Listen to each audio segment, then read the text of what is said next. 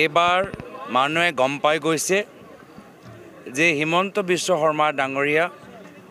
অসমৰ ভিতৰত এটা জুই লগাবলৈ বিচাৰে আৰু তাৰ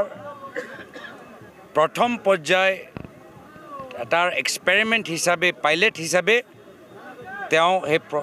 কামখিনি BTR নিৰ্বাচনত কৰিছে যি সময়ত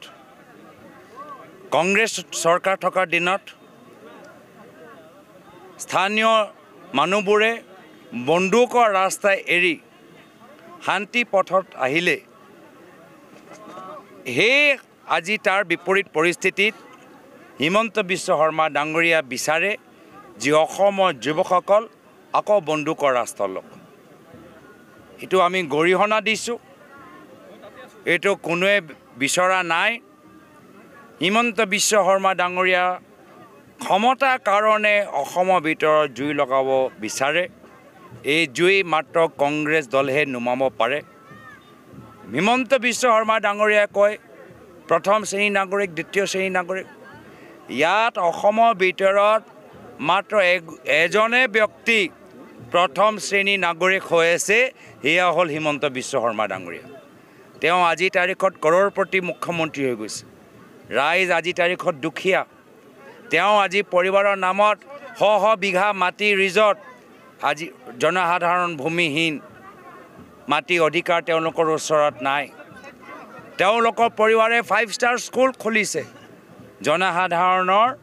আজি চৰকাৰী স্কুলবোৰ বন্ধ হৈ গৈছে তেওঁৰ ল'ৰা 17টা কোম্পানী মালিক আৰু জনসাধাৰণৰ ল'ৰা ছোৱালী আজি উপায়হীন এতিয়া ড্ৰাগছ ল'বলৈ আৰম্ভ কৰিছে তো প্ৰথম শ্ৰেণী নাগৰিক মাত্ৰ হিমন্ত বিশ্ব শৰ্মা ডাঙৰীয়া বাকি আমি সব দ্বিতীয় শ্ৰেণী নাগৰিক চিনাকি অচিনাকি কয়